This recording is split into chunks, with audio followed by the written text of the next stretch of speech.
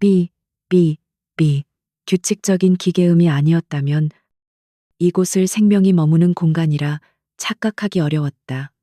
공기를 가득 메운 것은 축하의 향기가 아닌 지독한 소독약 냄새였고, 창밖으로 보이는 화려한 서울의 야경은 이 방의 냉혹한 현실과 기이한 대조를 이루었다. 이곳은 진화, 진, HMAA 그룹 VVIP 병동의 최상층 펜트하우스 스위트룸이었다. 그리고 지금 이 기괴한 공간에서 세상에서 가장 조용한 결혼식이 거행되고 있었다. 신부 한지원은 값싼 백화점 세일 코너에서 급하게 산 듯한 몸에 제대로 맞지도 않는 하얀 원피스를 입고 있었다. 그녀의 창백한 얼굴은 금방이라도 부서질 듯 위태로워 보였고, 가늘게 떨리는 손가락은 힘없이 작은 부케를 붙들고 있었다. 그녀의 시선은 맞은편 침대에 고정되어 있었다. 그곳에는 그녀의 남편이 될 남자, 진화그룹의 총수 강태민이 누워 있었다. 강태민. 대한민국 재계를 이끌 차세대 주자였던 그는 한 달 전 의문의 차량 추락 사고 이후 단 한 번도 눈을 뜨지 못했. 각종 생명 유지 장치에 둘러싸인 그는 살아있다기보다 정교한 기계들에 의해 간신히 유지되고 있는 것처럼 보였다. 그의 창백한 얼굴은 밀랍 인형처럼 비현실적이었고, 오직 심전도 모니터의 규칙적인 파동만이 그가 아직 이 세상의 존재함을 알리고 있었다. 그들 곁에는 강태민의 계모이자 현 진화그룹의 회장 대행인 최서희가 서 있었다.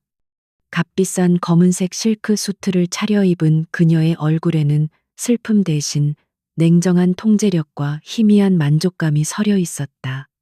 그녀는 손목시계를 힐끗 쳐다보며 노골적인 조바심을 드러냈다. 변호사 김비서가 서류를 넘기는 소리만이 방 안의 유일한 소음이었다. 신부 한지원 씨, 강태민 씨의 법적 보호자 최서희 회장님의 동의하에 강태민 씨가 의식불명 상태임에도 불구하고 두 사람의 혼인을 승인하는 바입니다. 이 서류에 서명하시면 법적 절차가 완료됩니다. 김 변호사의 목소리는 감정 한 점 없이 건조했다.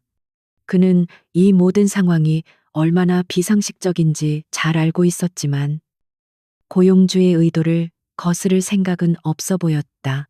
최서희가 펜을 집어 한지원의 손에 거의 쑤셔 넣듯 쥐어주었다. 서명해. 얼음장 같은 명령이었다. 한지원은 움찔거리며 펜을 받아들었다. 그녀의 손이 너무 심하게 떨려 서명란에 자신의 이름을 쓰는 것조차 버거워 보였다. 그녀의 글씨는 어린아이의 것 마냥 비뚤어지고 연약했다.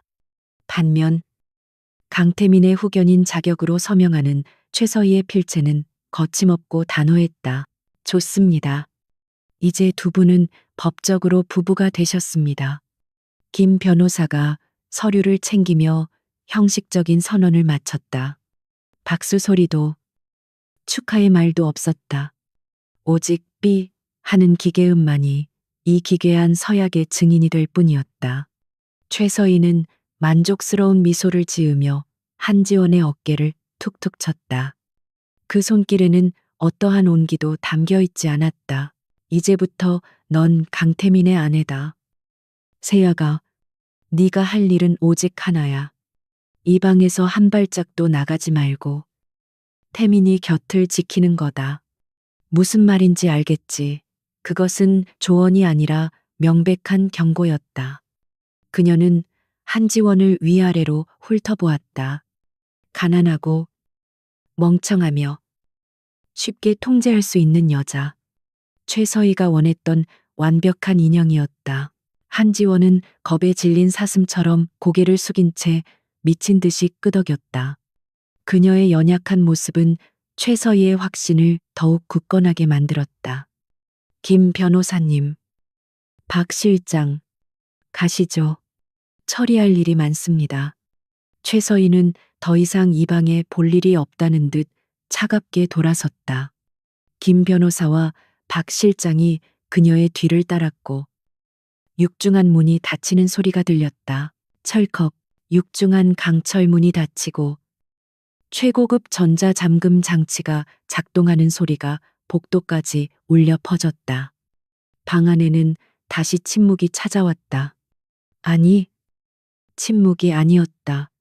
심전도 모니터의 기계음과 인공호흡기의 규칙적인 쉭, 쉭 소리가 공간을 채우고 있었다. 한지원은 문이 닫힌 후에도 정확히 3초간 미동도 하지 않았다. 여전히 어깨를 움츠리고 고개를 숙인 겁에 질린 모습 그대로였다.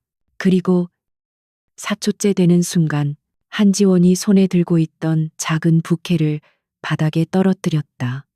시들어가는 꽃송이들이 값비싼 대리석 바닥 위로 힘없이 흩어졌다. 그녀는 천천히 고개를 들었다. 조금 전까지 공포와 절망으로 가득 차 있던 그녀의 눈동자는 온데간데 없었다. 대신 그 자리에는 얼음장처럼 차갑고 날카로운 칼날처럼 예리한 시선이 자리 잡고 있었다. 그녀는 꼿꼿하게 허리를 폈다. 움츠렸던 어깨가 당당하게 펼쳐지자 헐렁해 보였던 원피스 아래 숨겨져 있던 탄탄하고 균형 잡힌 실루엣이 드러났다. 그녀의 가느다란 손가락은 더 이상 떨리지 않았다. 그녀는 천천히 손목을 돌리며 긴장을 풀었다. 조금 전까지 보였던 그 불쌍한 소녀는 완벽한 연기였다. 최서희를 안심시키기 위한 철저하게 계산된 위장이었다. 한지원의 시선이 방안을 빠르게 훑었다. 그녀의 눈은 단순한 사물을 보는 것이 아니라 모든 정보를 스캔하고 분석하고 있었다. 천장 모서리에 스모크 디텍터, 그 옆에 교묘하게 숨겨진 마이크로 카메라 렌즈, 문 옆에 또 다른 카메라, 침대를 정면으로 비추는 각도, 완벽한 감시 시스템이었지만 동시에 완벽한 사각지대 또한 존재했다. 그녀는 침대를 향해 걸어갔다. 그러나 그녀의 걸음걸이는 더 이상 비틀거리지 않았다. 소리 없이 마치 그림자처럼 움직였다. 그녀는 침대 옆에 멈춰서서 남편이 된 남자 강태민을 내려다보았다. 그녀의 눈에는 연민이나 슬픔 따위는 없었다. 오직 냉철한 분석가의 시선만이 존재할 뿐이었다. 그녀는 그의 얼굴이 아니라 그에게 연결된 생명 유지 장치들을 주시했다. 그녀는 먼저 중앙 모니터를 확인했다.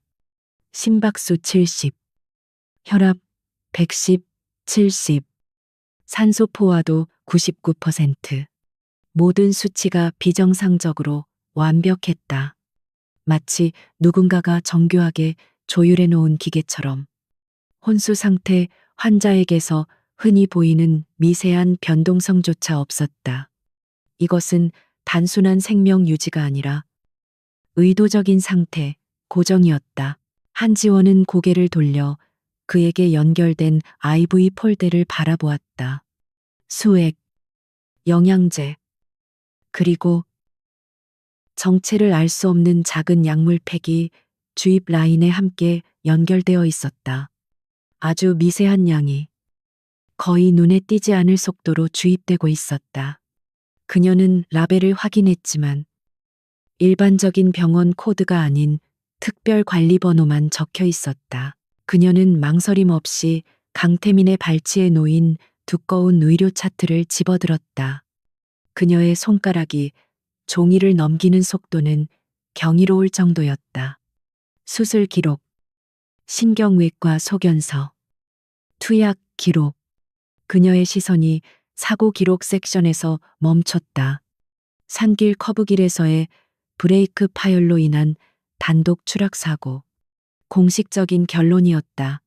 하지만 그녀는 알고 있었다. 이것은 사고가 아니었다. 한지원은 차트를 넘기며 투약 기록과 현재 IV 라인에 걸린 약물들을 대조하기 시작했다. 그녀의 기억력은 컴퓨터 데이터베이스처럼 정확했다. 기록된 약물 리스트와 실제 주입 중인 약물 대부분은 일치했다.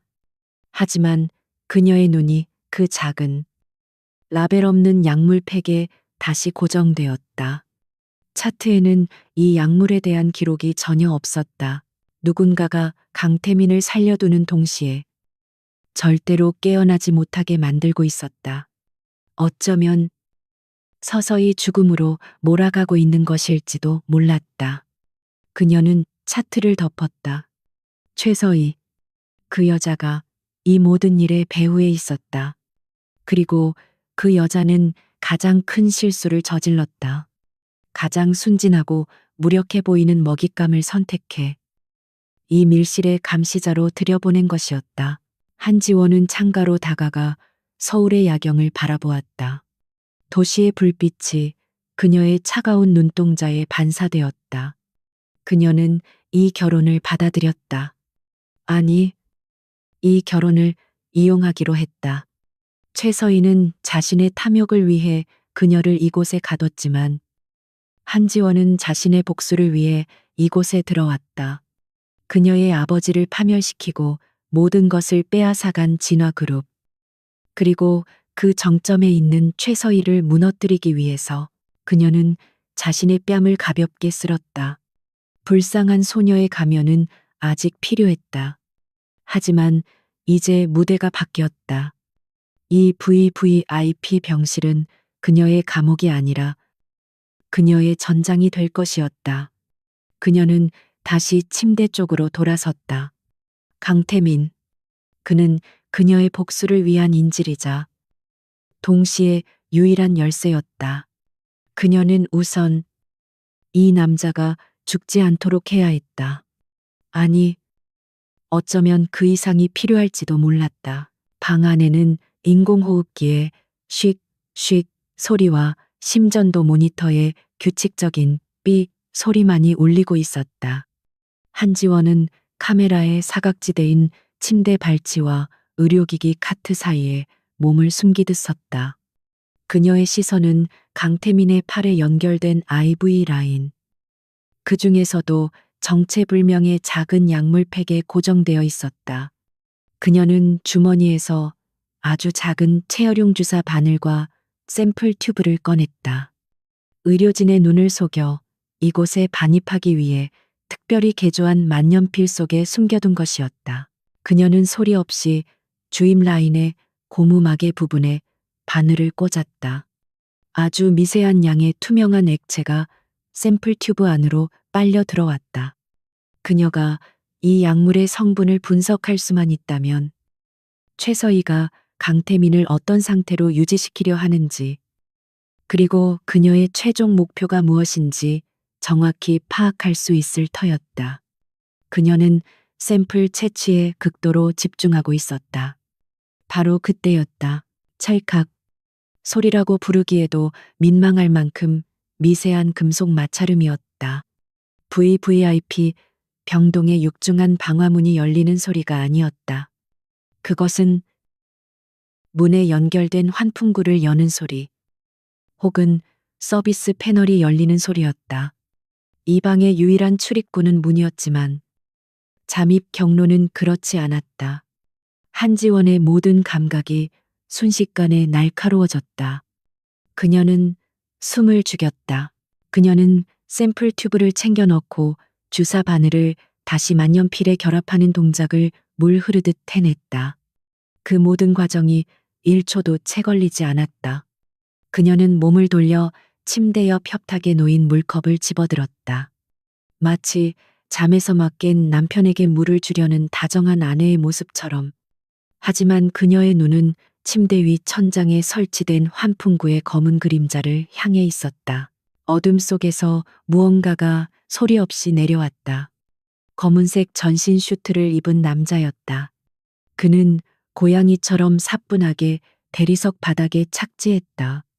그의 손에는 두꺼운 소음기가 달린 권총이 아니라 치명적인 독극물이 담긴 주사기가 들려 있었다. 최서희는 강태민을 총상으로 죽게 하고 싶지 않았을 것이다. 갑작스러운 심정지. 그것이 혼수 상태 환자에게 가장 자연스러운 사망 시나리오였으니까. 괴하는 방안을 빠르게 훑어보았다. 그리고 침대 옆에 서 있는 한지원을 발견했다. 그는 잠시 당황한 듯 했지만 이내 무시하기로 결정한 듯 했다. 저렇게 비틀거리는 여자 하나쯤은 처리할 것도 없었다. 그의 임무는 오직 강태민의 제거였다. 그는 한지원을 향해 손짓하며 꺼지라는 신호를 보냈지만 이내 귀찮다는 듯 그녀를 밀치고 침대로 다가가려 했다. 비켜. 낮고 거친 목소리였다. 그의 손이 한지원의 어깨에 닿는 순간 모든 것이 변했다. 한지원은 괴한의 손목을 낚아채는 동시에 몸을 낮췄다. 그녀의 움직임은 너무나 빠르고 유연해서 마치 훈련된 암살자처럼 보였다. 그녀는 남자의 손목 관절을 비틀며 그의 몸무게를 역이용했다. 남자가 짧은 신음을 터뜨렸다. 그는 주사기를 놓치지 않으려 팔에 힘을 주었지만 한지원은 이미 그의 팔꿈치 안쪽 급소를 정확하게 가격했다. 남자의 팔에서 힘이 빠져나가는 찰나 한지원은 그의 손에서 주사기를 빼앗아 들었다. 동시에 그녀의 무릎이 남자의 복부를 찢을듯이 걷어찼다. 컥 육중한 몸이 뒤로 밀려나며 의료기기 카트에 부딪혔다. 금속 기구들이 요란한 소리를 내며 바닥에 쏟아졌다. 남자는 당황했다. 그가 받은 정보 속에 불쌍하고 어린 여자는 이런 존재가 아니었다. 남자는 즉시 전술을 바꾸었다. 그는 품에서 단검을 뽑아들고 한지원의 목을 향해 찔러 들어왔다. 살기가 번뜩였다. 하지만 한지원은 뒤로 물러서지 않았다. 그녀는 옆으로 비스듬히 피하며 손에 든 물컵을 남자의 얼굴에 정면으로 집어던졌다. 차가운 물이 시야를 가린 순간 한지원은 앞으로 파고들었다. 그녀는 IV 폴대를 지지대 삼아 몸을 회전시키며 남자의 측면을 발로 찼다.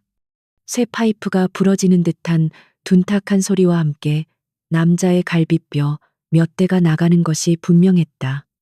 남자가 고통으로 몸을 구부리는 순간 한지원은 빼앗은 주사기를 들었다. 그녀는 망설이지 않았다. 그녀는 주사기의 바늘을 남자의 허벅지 대퇴, 동맥 근처에 깊숙이 찔러 넣었다. 이 미친. 남자가 경악하며 자신의 허벅지를 내려다보았다. 치명적인 독극물이 자신의 몸속으로 주입되고 있었다. 그는 주사기를 뽑아내려 했지만 한지원이 그의 손목을 꺾어버렸다. 뼈가 부러지는 소리가 방 안에 울렸다. 남자는 고통과 공포로 몸부림쳤지만 독극물은 빠르게 퍼져나갔다. 이 모든 격렬한 소음과 진동, 그리고 날카로운 비명소리가 뒤엉키는 순간 침대에 누워있던 강태민의 손가락이 미세하게 경련했다. 그는 혼수 상태가 아니었다. 적어도 완벽한 혼수는 아니었다. 최서희가 투여한 약물은 그의 뇌신경 전달 물질을 교란시켜 의식은 있지만 몸을 전혀 움직일 수 없는 감금 증후군 럭드인 신드롬과 유사한 상태로 그를 가둬둔 것이었다. 그는 모든 것을 듣고 느낄 수 있었지만 눈꺼풀 하나 들어 올릴 수 없었다. 그는 자신이 결혼했다는 사실도, 지금 이 방에서 살인극이 벌어지고 있다는 것도 알고 있었다. 그는 절망 속에서 죽음을 기다리고 있었다. 그런데 바로 그때 정체불명의 괴한이 주입하려던 그 독극물, 한지원이 그 약물을 괴한에게 거꾸로 주입한 바로 그 순간이었다. 어쩌면 그 약물은 최서희가 사용하던 기존 약물과 충돌을 일으켰을지도 모른다. 혹은 이 모든 폭력적인 상황이 만들어낸 극도의 아드레날린 분비가 억눌려 있던 그의 신경계를 강제로 자극했을지도 몰랐다. 강태민은 온몸의 힘을 쥐어짰다. 그를 짓누르던 수만 톤의 압력이 일순간 사라지는 듯한 느낌이 들었다. 그는 숨을 몰아쉬려 했지만 인공호흡기가 기계적으로 산소를 불어넣고 있었다. 그는 눈을 뜨기 위해 발악했다. 지옥 같은 어둠을 찍고 싶었다. 괴한이 거품을 물고 바닥에 쓰러졌다. 경련하던 그의 몸이 이내 축 늘어졌다. 한지원은 차가운 눈으로 그의 죽음을 확인했다. 그녀는 숨을 고르며 헝클어진 머리카락을 쓸어 넘겼다. 그리고 고개를 돌려 침대를 바라보았다. 그녀는 자신의 임시 남편이 무사한지 확인해야 했다. 그 순간 그녀는 얼어붙었다. 강태민이 눈을 뜨고 있었다. 그의 눈은 공포로 극도로 확장되어 있었다. 그는 인공호흡기 튜브 때문에 소리를 지를 수 없었지만 그의 표정은 명백한 비명을 지르고 있었다. 그가 깨어나서 본 첫 번째 광경.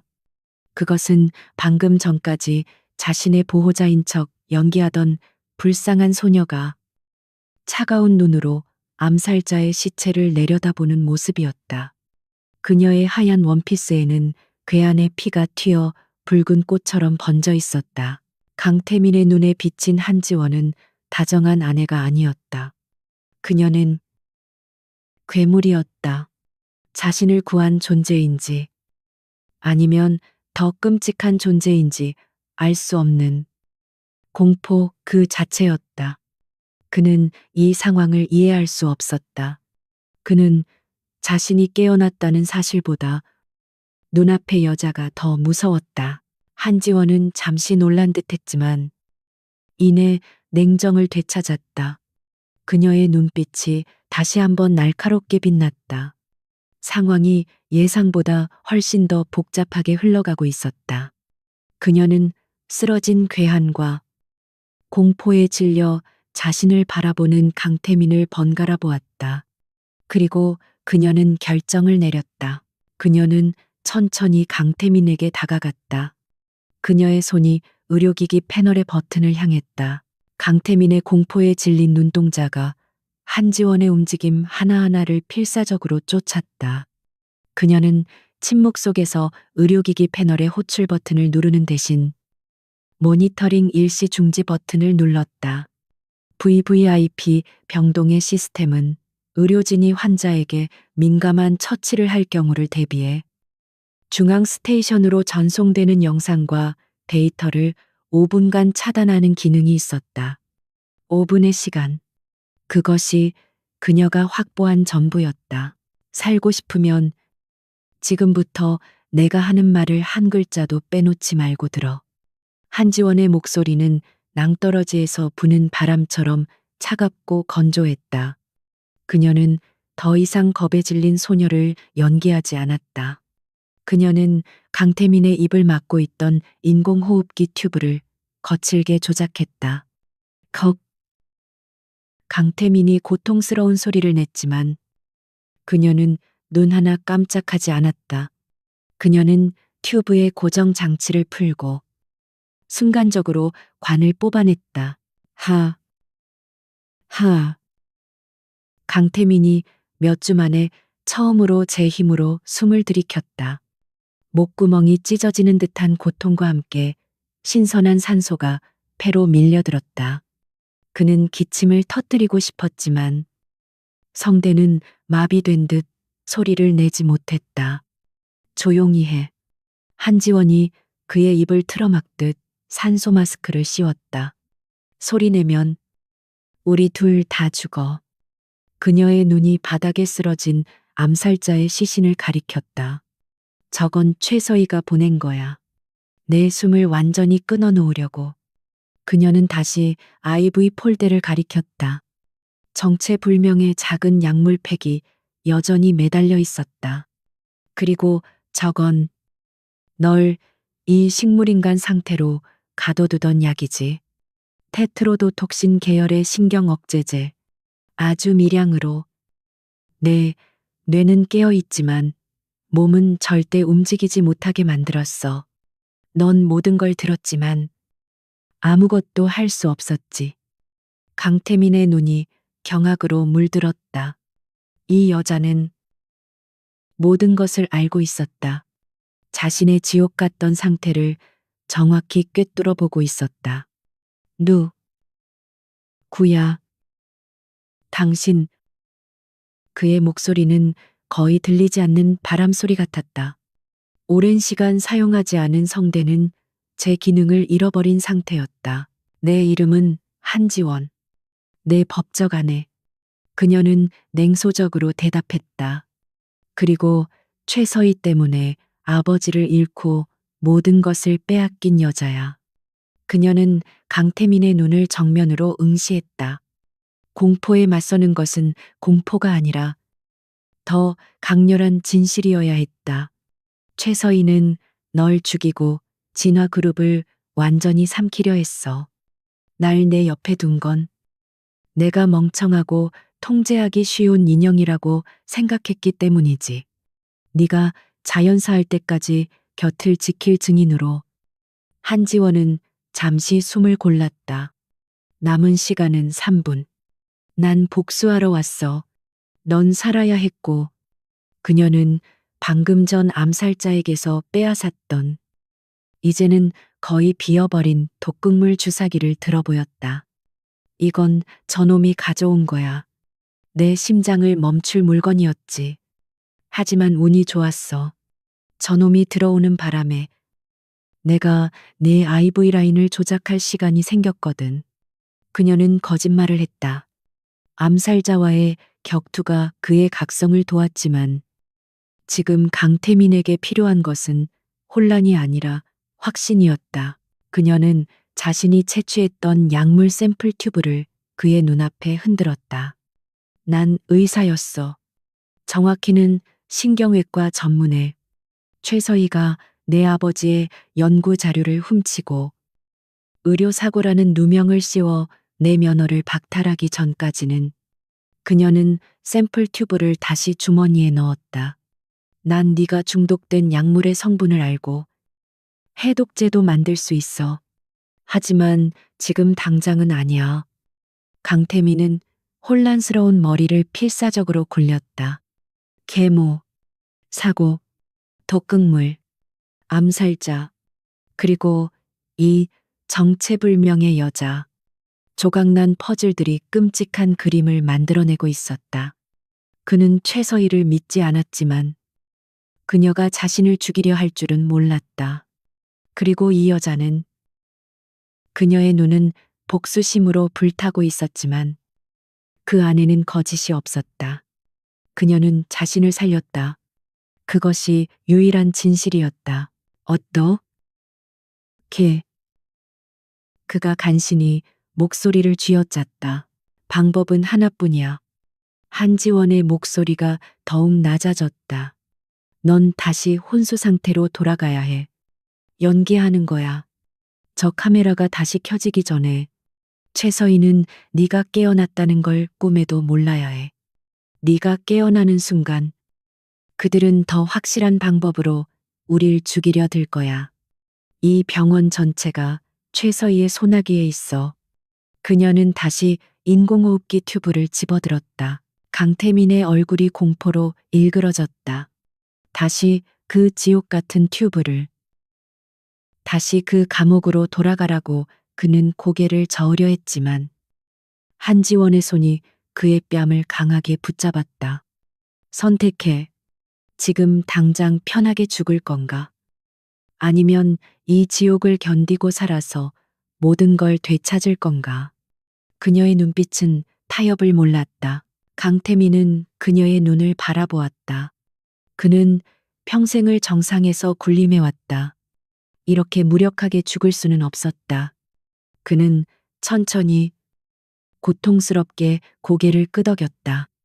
그가 할 수 있는 유일한 저항이자 동의였다. 좋아. 한지원은 즉시 행동에 들어갔다. 내가 다시 튜브를 삽관할 거야. 끔찍하겠지만 참아. 그리고 절대 눈 뜨지 마. 내가 신호를 주기 전까지는 무슨 일이 있어도 넌 죽은 듯이 누워 있어야 해. 그녀는 능숙한 솜씨로 다시 튜브를 그의 목 안으로 밀어 넣었다. 강태민은 고통으로 온몸을 비틀었지만 비명은 터져 나오지 않았다. 인공호흡기가 다시 쉭, 쉭 소리를 내며 작동하기 시작했다. 한지원은 그의 눈꺼풀을 직접 감겨주었다. 그리고 모니터링 시스템의 일시 중지 버튼을 해제했다. 5분이 거의 다 되어가고 있었다. 중앙 스테이션의 간호사는 잠시 신호가 끊겼다가 복구된 것을 확인하겠지만 VV 병동의 흔한 시스템 오류나 일상적인 처치로 여길 것이었다. 이제 남은 문제는 시신이었다. 그녀는 바닥에 널브러진 암살자를 노려보았다. 그녀는 남자의 몸을 뒤져 소지품을 확인했다. 휴대폰도 신분증도 없었다. 완벽하게 준비된 암살자였다. 하지만 그의 벨트 안쪽에서 작은 무선 송신기를 발견했다. 임무 완수 신호를 보내거나 혹은 실패 시 위치를 알리는 용도일 터였다. 한지원은 그것을 망설임 없이 부숴버렸다. 그녀는 육중한 남자의 시신을 질질 끌었다. 그녀의 가녀린 체구에서는 상상할 수 없는 힘이었다. 그녀는 남자가 들어왔던 천장의 환풍구 패널을 열었다. 그녀는 시신을 수직 통로 안으로 밀어 넣었다. 쿵하는 소리와 함께 시신이 아래층 어딘가로 떨어졌다. 그녀는 패널을 다시 완벽하게 닫았다. 증거는 사라졌다. 그녀는 바닥에 쏟아진 의료기구들을 재빨리 정리했다. 암살자의 피가 튄 부분은 알코올솜으로 닦아냈다. 비릿한 피냄새와 소독약 냄새가 뒤섞여 역겨운 향을 만들어냈다. 그녀는 마지막으로 자신의 원피스에 묻은 핏자국을 확인했다. 지울 수 없었다. 그녀는 피 묻은 원피스를 그대로 입은 채 침대 옆 의자에 주저앉았다. 그리고 다시 불쌍한 소녀의 가면을 썼다. 그녀는 두 손에 얼굴을 묶고 어깨를 가늘게 떨기 시작했다. 마치 방금 벌어진 끔찍한 일에 충격을 받아 넋이 나간 사람처럼. 똑똑. 환자분. 정기 체크 시간입니다. 문이 열리고 간호사가 카트를 밀며 들어왔다. 간호사는 바닥에 널브러진 기구 몇 개와 구석에 앉아 울고 있는 한지원을 발견했다. 어머, 이게 무슨... 사모님, 괜찮으세요?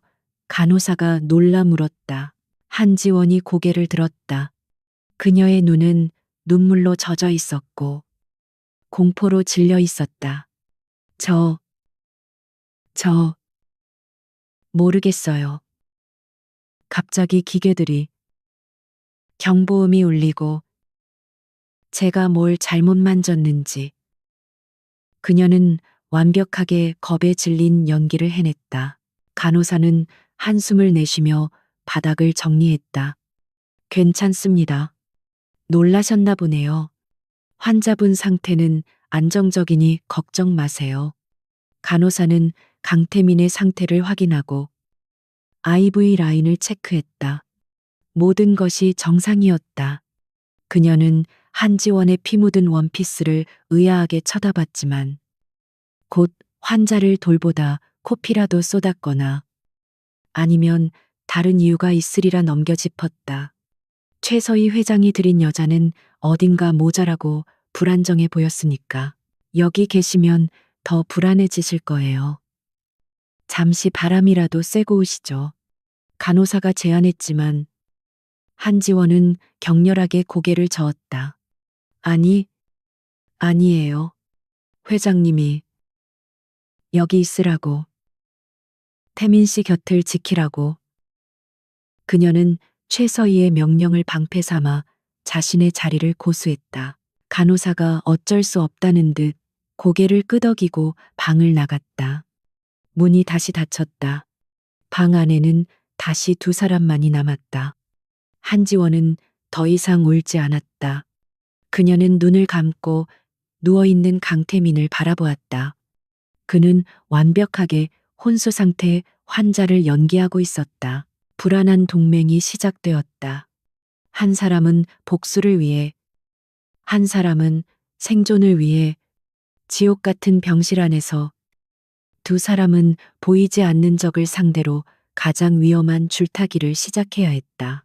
다음 날 아침, 끔찍했던 밤의 흔적은 어디에도 남아있지 않았다. 한지원은 간호사가 가져다 준 환자, 보호자용 간이복으로 갈아입은 상태였다. 피 묻은 흰 원피스는 의료 폐기물 봉투 안에 밀봉되어 있었다. 그녀는 밤새 의료용 소독제로 바닥에 튄 핏자국과 격투의 흔적을 완벽하게 지워냈다. 방 안에는 다시 인공의 평온함과 지독한 소독약 냄새만이 감돌았다. 강태민은 여전히 눈을 감은 채 미동도 하지 않았다.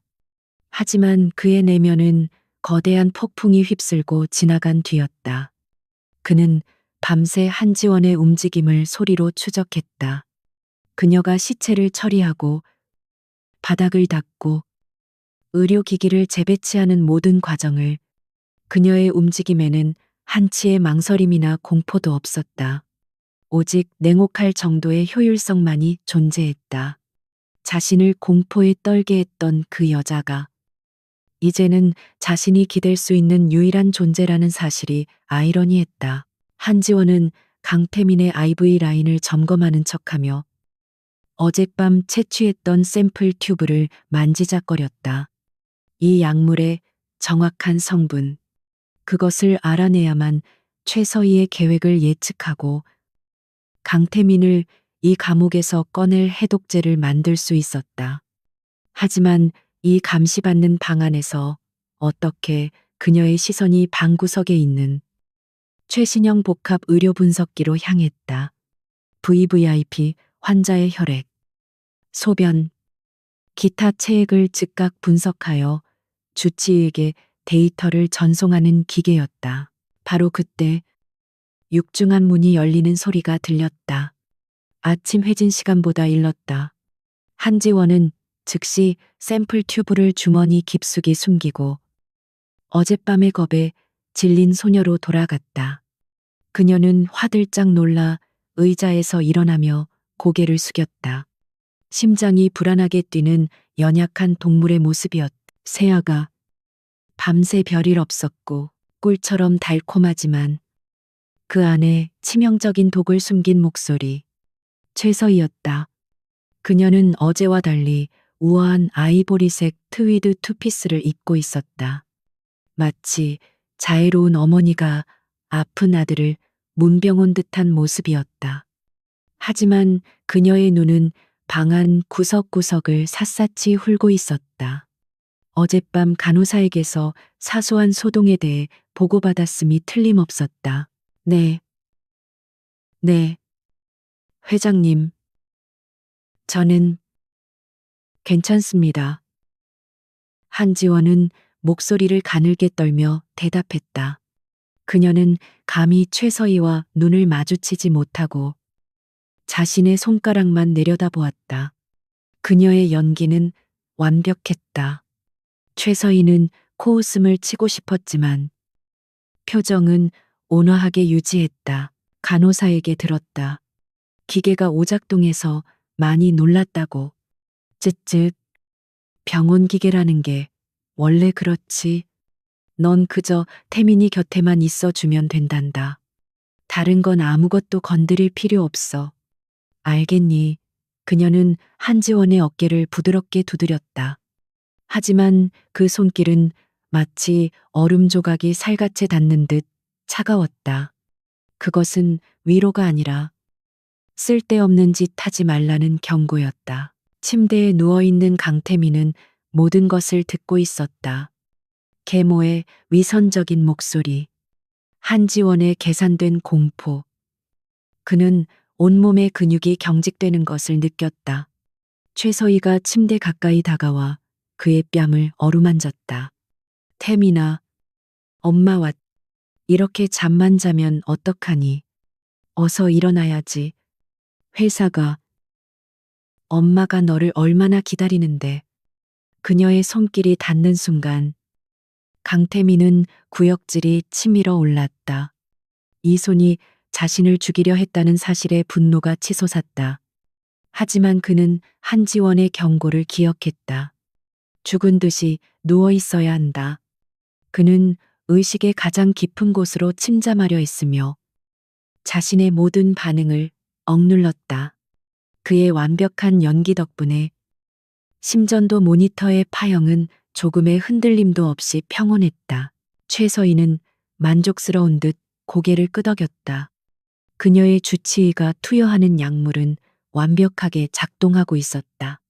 강태민은 절대 깨어날 수 없을 터였다. 그녀는 한지원을 곁눈질했다. 저 멍청한 여자는 여전히 고개를 숙인 채 벌벌 떨고 있었다. 모든 것이 그녀의 계획대로 순조롭게 진행되고 있었다. 김비서, 주치의에게 태민이 영양제 성분을 좀 더 강화하라고 전해요.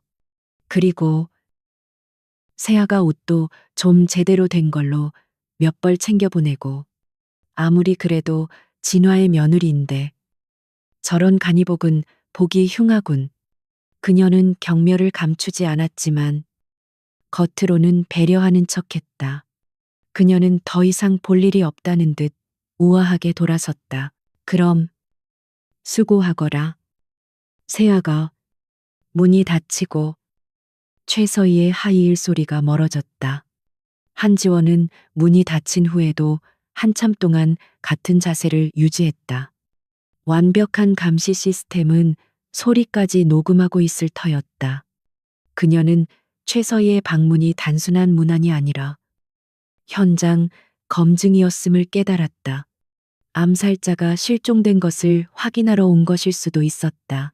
한참의 침묵이 흐른 뒤 한지원은 천천히 움직였다. 그녀는 주머니에서 샘플 튜브를 꺼냈다. 이제 행동할 시간이었다. 그녀는 방 구석의 복합 의료 분석기로 다가갔다. 이 기계를 사용하려면 간호사나 의사의 인증 코드가 필요했다. 그녀는 어젯밤 간호사가 기계를 조작할 때 그녀의 손가락 움직임을 똑똑히 기억해 두었다. 그녀는 패널의 6자리의 코드를 입력했다. 삐빅 소리와 함께 잠금 장치가 해제되고 관리자 모드로 전환되었다. 그녀는 재빨리 샘플 튜브의 내용물을 기계의 분석 슬롯에 투입했다. 그리고 수동 성분 분석 모드를 선택했다. 일반적인 혈액 검사가 아니라 약물, 독성 검사 모드였다. 그녀의 아버지가 개발했던 의료 데이터베이스 시스템의 초기 버전이 이 기계에 탑재되어 있었다. 그녀는 그 시스템을 누구보다 잘 알았다. 기계가 낮은 소음을 내며 작동하기 시작했다. 화면에 복잡한 화학식과 스펙트럼 곡선이 나타났다. 그녀의 눈이 빠르게 데이터를 훑었다. 그녀의 표정이 싸늘하게 굳어갔다. 그녀의 예상이 맞았다. 테트로도톡신 계열의 신경 억제제. 하지만 그것뿐만이 아니었다. 아주 미량의 장기 투여 시 영구적인 뇌 손상을 유발하는 미지의 신경 독소가 함께 검출되었다. 최서희는 강태민을 단순히 잠재우는 것이 아니었다. 그녀는 시간을 끌며 강태민을 서서히 바보로 만들고 있었다. 설사 그가 기적적으로 깨어난다 해도 진화그룹을 이끌 수 없는 빈 껍데기로 만들 계획이었던 것이다. 한지원은 분석 데이터를 USB 포트를 통해 자신의 만년필 속에 숨겨진 마이크로 SD카드로 옮겼다. 그리고 기계의 모든 로그 기록을 삭제했다. 그녀는 다시 침대로 돌아왔다. 강태민은 여전히 눈을 감고 있었지만 그녀는 그가 듣고 있음을 알았다. 그녀는 카메라의 사각지대에서 태블릿 PC를 집어들었다. 환자들이 간호사를 호출하거나 조명, 침대 각도를 조절하는 용도의 단순한 기기였다. 하지만 한지원은 조금 전 분석기에서 빼낸 인증 코드를 이용해 이 병동의 내부 네트워크에 접속했다. 그녀는 태블릿의 관리자 모드로 들어가 보안 설정을 우회했다. 그녀는 강태민의 손을 이불 밑으로 가져갔다. 카메라에 절대 보이지 않는 각도였다. 그녀는 그의 뻣뻣한 손가락을 쥐고 태블릿을 잡게 했다. 그리고 그녀의 손가락이 그의 손가락 위에서 움직이며 태블릿에 숨겨진 인터넷 브라우저를 열었다. 그녀는 그의 손을 이용해 암호화된 이메일 계정에 접속했다. 그녀는 강태민의 귓가에 인공호흡기 소리에 묻힐 만큼 작은 목소리로 속삭였다. 누굴 믿을 수 있지, 내 사람. 단 한 명. 강태민의 입술이 미세하게 움직였다. 소리는 나지 않았지만 입 모양은 분명했다. 민, 혁. 한지원은 고개를 끄덕였다. 그녀는 이메일 수신자란에 그 이름을 쳤다. 진화그룹 내부 감사팀장. 강태민이 유일하게 신뢰하는 신복이었다. 그녀는 그의 손가락을 움직여 단 두 단어만을 입력했다. 피닉스 PHOENIX. 살아있다. 피닉스는 강태민과 강민혁 두 사람만이 아는 최악의 비상사태를 의미하는 코드명이었다. 이메일이 발송되었다. 한지원은 즉시 모든 기록을 삭제하고 태블릿을 원위치시켰다. 이제 공은 외부로 넘어갔다. 한지원은 최서희의 의사들이 도착하기 전에 강태민의 IV 라인에 주입되는 독극물의 농도를 미세하게 조절하기 시작했다. 그녀는 그를 당장 깨울 수는 없었지만 더 이상 뇌가 손상되는 것은 막아야 했다. 두 사람의 은밀한 반격이 시작되었다. 가면 뒤에 숨은 적들이 그들의 무대라면 이 VVIP 병실은 가면을 쓴 두 동맹의 요새가 되어가고 있었다. 시간은 보이지 않는 적이었다. 한지원과 강태민은 24시간 감시 체제 속에서 카메라 렌즈의 미세한 각도와 간호사들의 규칙적인 순찰 패턴을 파악하며 아슬아슬한 줄타기를 이어갔다. 한지원은 더 이상 겁에 질린 소녀를 연기할 필요가 없을 때면, 즉, 방 안에 홀로 남겨지거나 강태민과 단둘이 있게 될 때면, 냉철한 분석가로 돌아왔다.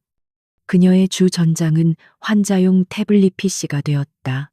그녀는 병원 내부 네트워크를 통해 진화그룹의 서버에 접근할 수 있는 루트를 찾아냈다. 보안은 삼엄했지만 VVIP 병동의 네트워크는 환자의 편의를 위해 그룹 내부망과 기묘하게 연결된 부분이 있었다. 그것은 시스템 설계자의 오만함이 낳은 치명적인 결함이었다. 한지원은 그 틈을 놓치지 않았다. 그녀의 손가락이 태블릿 화면 위에서 소리 없이 춤을 추었다. 그녀의 목표는 단 하나. 강태민의 사고 기록이었다. 공식적인 경찰 보고서는 단순 브레이크 파열로 인한 추락이었지만 그녀는 그것을 믿지 않았다. 최서희가 그를 죽이려 했다면 그 사고 역시 조작되었을 것이 분명했다. 그녀는 강태민의 개인 비서 일정, 차량 정비 기록, 그리고 사고 직전 그의 모든 통신 기록에 접근하려 썼다. 그녀는 강태민의 개인 서버에서 암호화된 파일 하나를 발견했다. 프로미테우스라는 이름의 프로젝트 파일이었다. 그녀의 심장이 차갑게 내려앉았다. 프로메테우스. 그것은 그녀의 아버지가 평생을 바쳐 연구했던 폐기된 신약 개발 프로젝트의 코드명이었다. 아버지는 이 연구가 인류의 난치병을 정복할 불씨가 될 것이라 믿었었다. 강태민이 왜 이 파일을 가지고 있었을까? 한지원은 떨리는 손으로 파일을 열었다. 아무는 강태민의 지문이나 홍채 인식이 필요했지만 한지원은 시스템 로그를 역추적해 그가 사고 직전 마지막으로 입력했던 임시 접근 코드를 찾아냈다. 파일이 열리는 순간 그녀는 숨을 참았다. 그것은 그녀의 아버지가 남긴 연구일지 원본의 스캔 파일이었다. 그리고 그 뒤에는 최서희가 이 연구를 어떻게 가로챘는지, 아버지를 의료사고로 위장해 제거했는지에 대한 증거 자료들이 첨부되어 있었다. 하지만 가장 충격적인 것은 마지막 페이지였다. 강태민이 직접 작성한 메모였다. 프로메테우스 프로젝트는 신약 개발이 아니었음. 초기 목적은 신경 재생이었으나 최서희가 이를 변형, 극소량으로 인간의 의식을 통제하고 서서히 뇌 기능을 파괴하는 신경 독소로 전용. 아버지 강 회장의 급작스러운 죽음과 연관 가능성. 이사회를 통한 내부 감사 착수 직전. 증거 확보 필요. 모든 조각이 맞춰졌다. 강태민은 최서희의 과거 범죄, 즉 한지원의 아버지를 죽이고 연구를 빼앗은 사실뿐만 아니라 그 연구를 이용해 자신의 아버지를 강태민의 아버지 독살했을 가능성까지 조사하고 있었던 것이다. 그리고 최서희는 강태민이 진실에 너무 가까이 다가왔다는 것을 깨닫고 그마저 사고로 위장해 제거하려 했던 것이다. 한지원의 눈에서 뜨거운 것이 울컥 차올랐다. 이것은 더 이상 단순한 복수가 아니었다. 아버지의 명예를 되찾고 두 세대에 걸친 이 끔찍한 악연을 끊어내야 하는 싸움이었다. 그녀의 분노는 차가운 결의로 바뀌었다. 그녀는 태블릿을 든 손에 힘을 주었다. 이 자료가 바로 최서희의 숨통을 끊을 칼이었다. 같은 시각, 침대에 누워있는 강태민 역시 자신만의 싸움을 벌이고 있었다. 한지원은 어젯밤 분석한 데이터를 토대로 최서희의 주치의가 투여하는 약물의 성분을 교묘하게 중화시키기 시작했다. 그녀는 수액팩에 아주 미세한 양의 해독제를 주입했다. 뇌 손상을 유발하는 독소는 차단하되 근육을 마비시키는 억제제는 소량 유지시키는 극도로 위험한 처방이었다. 강태민은 자신을 짓누르던 끔찍한 압력이 서서히 약해지는 것을 느꼈다. 칠흑 같던 의식의 심연에서 감각이 하나둘 돌아오기 시작했다. 그는 여전히 눈을 뜨거나 말을 할 수는 없었지만 손가락 끝과 발가락 끝에 힘을 줄 수 있게 되었다. 그것은 기적과도 같은 변화였다. 그는 카메라가 보이지 않는 이불 속에서 필사적인 재활을 시작했다. 간호사가 방을 나갈 때마다 혹은 한지원이 카메라의 시선을 다른 곳으로 유도할 때마다 그는 주먹을 쥐었다. 펴는 연습을 했다. 발가락을 꼼지락거리고 허벅지 근육에 힘을 주었다. 수축과 이완. 아주 미세한 움직임이었지만 그에게는 천근만근의 바위를 드는 것과 같았다. 땀이 비오듯 흘렀지만 모니터의 심박수는 여전히 안정적이었다. 한지원이 그의 심박수가 급격히 오르지 않도록 약물을 조절하고 있었기 때문이었다. 그는 한지원의 목소리를 들었다. 그녀가 태블릿을 조작하며 낮게 읊조리는 분석들. 최서희의 다음 수를 예측하는 냉철한 목소리. 강태민의 마음속에서 그녀에 대한 공포는 완전히 사라진 지 오래였다. 그가 처음 보았던 괴물은 사실 자신을 지키기 위해 가장 더러운 곳에서 싸우고 있는 전사였다.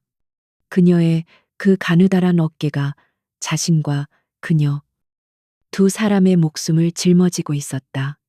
공포가 사라진 자리에는 경외심과 알 수 없는 깊은 신뢰가 자리 잡기 시작했다. 그는 한지원이 프로메테우스 파일을 발견하는 소리를 들었다. 그녀의 숨소리가 가빠지는 것을 느꼈다. 그리고 잠시 후 아주 희미하게 흐느끼는 소리를 들었다. 하지만 그 흐느낌은 짧았다. 그녀는 다시 얼음처럼 차가운 목소리로 돌아와 다음 계획을 속삭였다. 최서희가 널 독살하는데 사용한 약물. 그게 바로 우리 아버지가 만든 신경재생 치료제였어. 그녀가 그걸 무기로 바꾼 거야. 한지원의 목소리는 증오로 떨렸다. 그녀는 이사회를 열어서 널 완전히 식물인간으로 판정받게 하고 모든 권한을 합법적으로 빼앗을 계획일 거야. 그 전에 우린 그녀의 손발을 먼저 잘라야 해. 한지원은 태블릿을 다시 조작했다. 그녀는 강태민의 신복, 강민혁에게 보낼 두 번째 메시지를 작성하기 시작했다. 이번에는 단순한 생존 신호가 아니었다. 그녀는 프로메테우스 프로젝트의 핵심 데이터와 함께 최서희가 그룹 자금을 해외 페이퍼 컴퍼니로 빼돌리고 있는 정황이 담긴 내부 자료를 찾아냈다. 강태민이 사고 직전까지 추적하던 바로 그 자료였다. 한지원은 이 모든 자료를 암호화하여 강민혁에게 전송했다. 증거를 확보하고 때를 기다려라. 내부의 쥐를 잡아야 한다. 메시지는 짧고 단호했다. 이메일을 전송한 직후 병실 문이 거칠게 열렸다. 최서희의 주치의인 박 원장이 굳은 얼굴로 들어섰다. 그는 한지원을 노려보며 곧장 강태민의 상태를 확인했다. 환자분 상태가 조금 불안정해 보입니다. 혈액 검사를 다시 해야겠습니다. 최서희가 한지원의 연기를 의심하기 시작한 것일까? 아니면 암살자의 실종에 대한 후속 조치일까? 한지원은 심장이 멎는 듯 했지만 즉시 순진한 얼굴로 물었다. 무슨 문제라도 있나요? 선생님, 전 아무것도 만지지 않았어요. 박 원장은 대답 없이 강태민의 팔에서 피를 뽑았다. 그의 눈이 한지원이 미세하게 조작해둔 IV 라인을 향했다. 긴장감이 방안을 가득 채웠다. 강태민은 다시 한번 완벽한 시체를 연기하며 자신들의 첫 번째 위기가 닥쳤음을 직감했다. 박 원장의 날카로운 시선이 한지원이 조작한 수액팩의 미세한 바늘구멍을 훑고 지나갔다. 그는 노련한 전문가였다. 이 방에서 일어나는 모든 일은 최서희 회장의 완벽한 통제하에 있어야 했고 아주 작은 변수도 용납될 수 없었다. 그는 한지원을 노려보던 시선을 거두고 아무 말 없이 강태민의 팔에서 혈액을 채취했다. 주사 바늘이 강태민의 살을 뚫고 들어왔지만 그는 미동도 하지 않았다. 환자분의 상태가 너무 안정적이라서 말입니다. 박 원장이 차가운 목소리로 말했다. 이런 외상 후 혼수 상태 환자에게서는 보통 미세한 염증 반응이나 생체 리듬의 불규칙성이 발견되기 마련인데 강 전무님은 마치 완벽하게 조율된 기계 같습니다. 특히 최근 24시간 동안의 데이터가 말이죠. 그는 한지원을 정면으로 응시했다. 네가 무슨 짓을 했는지 안다는 무언의 압박이었다. 한지원은 심장이 얼어붙는 것 같았지만 얼굴 근육 하나 까딱하지 않았다. 그녀는 오히려 더 깊은 공포에 질린 표정을 지어 보였다. 그녀는 의자에서 거의 쓰러질 듯 비틀거리며 박 원장의 팔을 붙잡으려 했다. 선생님, 제발. 무서워요. 태민 씨가 잘못되는 건가요? 제가 뭘 잘못해서. 그녀의 연기는 너무나도 절박하고 처절해서 순간적으로 박 원장의 확신을 흔들었다. 이토록 멍청하고 겁에 질린 여자가 감히 자신의 처방에 손을 댈 수 있단 말인가. 어쩌면 자신이 투여한 약물이 강태민의 특이 체질과 반응하여 예상치 못한 안정 상태를 만들어낸 것일 수도 있었다. 하지만 의심은 사라지지 않았다. 병실을 비우시죠. 사모님, 정밀 검사가 필요합니다. 밖에서 대기하세요. 박 원장이 단호하게 명령했다. 이것은 한지원이 예상했던 시나리오 중 하나였다. 그녀를 강태민에게서 떼어놓으려는 것. 싫어요. 안 돼요. 회장님이 회장님이 제게 태민 씨 곁을 지키라고 내보내. 박 원장이 문가에 서 있던 보안 요원들에게 턱짓했다. 건장한 남자 2명이 들어와 한지원의 양팔을 붙잡았다. 안 돼 싫어. 태민 씨. 한지원은 발버둥 치며 끌려나갔다. 그녀의 비명 소리가 복도에 울려 퍼졌다. 문이 닫히는 마지막 순간 그녀는 강태민을 바라보았다. 강태민은 여전히 죽어 있었다. 하지만 그는 들었다. 한지원이 끌려나가며 보안 요원에게 부딪히는 척하며 그의 주머니에 아주 작은 물건을 쑤셔 넣는 소리를. 그녀의 만년필 속에 있던 마이크로 SD 카드였다. 문이 닫히고 박 원장은 즉시 방을 샅샅이 뒤지기 시작했다. 그는 한지원이 앉았던 의자, 침대 밑, 그리고 의료 분석 기기까지 확인했다. 분석 기기의 로그는 깨끗했다. 하지만 그는 자신이 속았다는 것을 직감했다. 그는 즉시 채취한 혈액 샘플을 들고 자신의 개인 연구실로 향했다. 한지원은 병실 앞 복도 의자에 내팽개쳐졌다. 보안 요원 2명이 그녀의 양옆을 지켰다. 그녀는 2 손에 얼굴을 묻고 흐느꼈다. 하지만 그녀의 머릿속은 그 어느 때보다 차갑게 회전하고 있었다. 박 원장은 반드시 혈액 속의 이상 성분 해독제를 발견할 것이다. 그리고 그 즉시 최서희에게 보고하겠지. 최서희는 이 멍청한 인형이 자신의 통제를 벗어났다는 것을 깨닫고 즉각적인 행동에 들어갈 터였다. 그녀에게는 시간이 없었다. 그리고 이 감시에서 벗어날 방법도 없었다. 그녀는 고개를 들었다. 눈물로 범벅이 된 얼굴로 주변을 둘러봤다. 그리고 그녀는 약한 고리를 발견했다. 박 원장의 지시를 받아 카트를 정리하던 젊은 간호사. 간호사였다. 그녀는 박 원장의 위압적인 태도에 주눅이 들어 있었고 손을 미세하게 떨고 있었다. 한지원은 지난 며칠간 그녀를 눈여겨봤었다. 그녀는 최서희의 핵심 인력이 아니라 단순히 VVIP 병동에 배속된 일반 간호사였다. 그리고 그녀는 양심의 가책을 느끼고 있었다.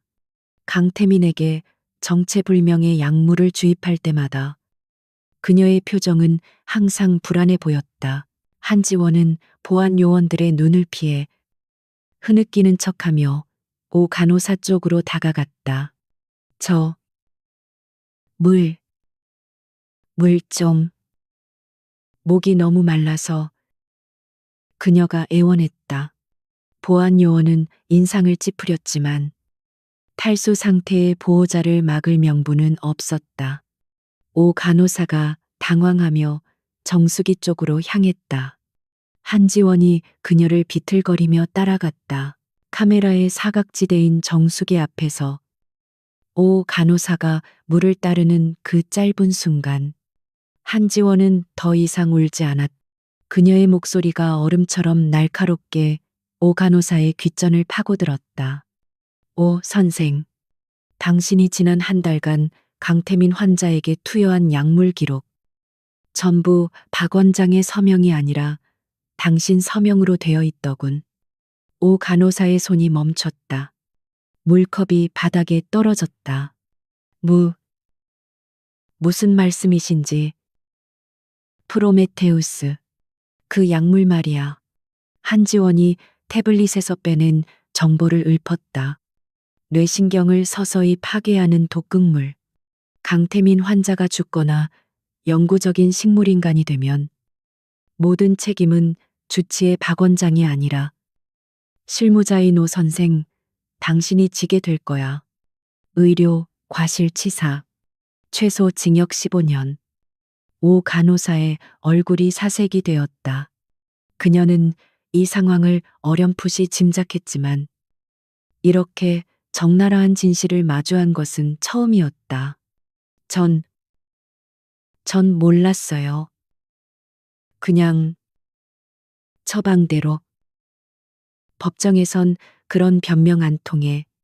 한지원이 그녀의 눈을 쏘아보았다. 박 원장은 이미 당신을 버릴 카드로 쓰고 있어. 하지만 난 당신 살려줄 수 있어. 난 한지원이야. 신경외과 전문이었지. 박 원장이 누명 씌우기 전까지는 그녀는 자신의 주머니에서 만년필 마이크로 SD카드는 빼낸 상태를 꺼내 오 간호사의 유니폼 주머니에 꽂아 넣었다. 이 안에 당신이 몰랐다는 증거, 박 원장의 지시녹음 파일이 필요해. 그리고 최서희와 박 원장이 지금 무슨 계획을 꾸미고 있는지도 날 도와. 그럼 내가 당신을 증인으로 보호해주지. 거절하면 당신은 최서희의 희생양이 될 거야. 압박과 동시에 유일한 탈출구를 제시했다. 오 간호사는 공포로 전신을 떨었다. 그녀는 한지원의 눈에서 자신을 구해줄 수도 파멸시킬 수도 있는 강렬한 힘을 보았. 그녀는 선택의 여지가 없었다. 그녀는 거의 울먹이며 고개를 끄덕였다. 그때 박 원장의 개인 연구실 문이 열렸다. 그가 격분한 표정으로 복도로 걸어 나왔다. 그의 손에는 혈액 분석 결과지가 들려 있었다. 그는 한지원과 오 간호사를 발견했지만 지금 그에게 중요한 것은 그것이 아니었다. 그는 휴대폰을 귀에 대고 외쳤다. 회장님, 지금 당장입니다. 그 여자가 무슨 짓을 했는지 모르겠지만 환자의 혈액에서 미확인 알칼로이드 성분이 검출되었습니다. 해독제일 가능성이. 최서희의 분노가 휴대폰을 뚫고 나올 것 같았다. 박 원장은 전화를 끊고 한지원에게 성큼성큼 다가왔다. 내년이 감히 무슨 짓을. 그가 손을 들어 한지원의 뺨을 내리치려던 순간이었다. 멈춰요. 오 간호사가 그들 사이를 막아섰다. 박 원장이 당황했다. 오 간호사. 비켜, 원장님. 회장님께서 지금 당장 환자를 다른 곳으로 옮기라고 지시하셨습니다. 오 간호사가 한지원이 찔러준 만년필을 꽉 쥔 채 떨리는 목소리로 거짓말과 진실을 섞어 보고했다. 이것이 그녀의 첫 번째 배신이자 새로운 동맹의 증표였다. 제가 준비하겠습니다. 원장님은 회장님께 직접 보고를. 박 원장은 오 간호사의 돌발 행동에 당황했지만 환자를 옮기라는 최서희의 예상했던 지시에 정신이 팔려 한지원에 대한 분노를 잠시 보류했다. 그는 한지원을 경멸적으로 노려보고는 다시 휴대폰을 들고 급히 자리를 떴다. 한지원은 보안 요원들에게 다시 끌려 의자에 앉혀졌다. 하지만 그녀의 입가에는 아주 희미한 미소가 걸려 있었다. 그녀는 방금 가장 위험한 도박에서 이겼다. 그녀는 내부의 눈과 귀를 얻었다. 몇 분 후, 오 간호사가 의료 폐기물 카트를 밀고 나왔다. 그녀는 한지원 옆을 스쳐 지나가며 보안 요원들이 눈치채지 못하게 아주 작은 종이 쪽지를 그녀의 손에 떨어뜨렸다. 한지원은 그것을 재빨리 소나기에 숨겼다. 쪽지에는 이렇게 적혀 있었다. 48시간 아님. 오늘 밤 12시. 제2별관. 마취 후 강제 이송. 박 원장이 직접 처리할 계획. 시계가 훨씬 더 빨리 돌기 시작했다. 오늘 밤이 승부처였다. 한지원의 소나기에서 오 간호사의 쪽지가 땀으로 축축해졌다. 오늘 밤 12시. 제2별관. 박 원장이 직접 처리. 단어 하나하나가 사형 선고처럼 무겁게 다가왔다. 제2별관은 사실상 폐쇄된 구간으로 은밀한 임상시험이나 처리가 필요한 VIP 환자들이 마지막으로 향하는 곳이라는 소문이 파다했다. 박 원장이 직접 나선다는 것은 강태민을 단순한 이송이 아닌 완전한 제거 대상으로 삼았음을 의미했다. 그녀는 복도 의자에 앉아 있었지만 그곳은 이미 감옥이나 다름없었다. 두 명의 건장한 보안 요원이 그녀의 양쪽에서 한치의 빈틈도 없이 감시하고 있었다. 그녀의 불쌍한 소녀 연기는 이제 최서희에게 통하지 않았다.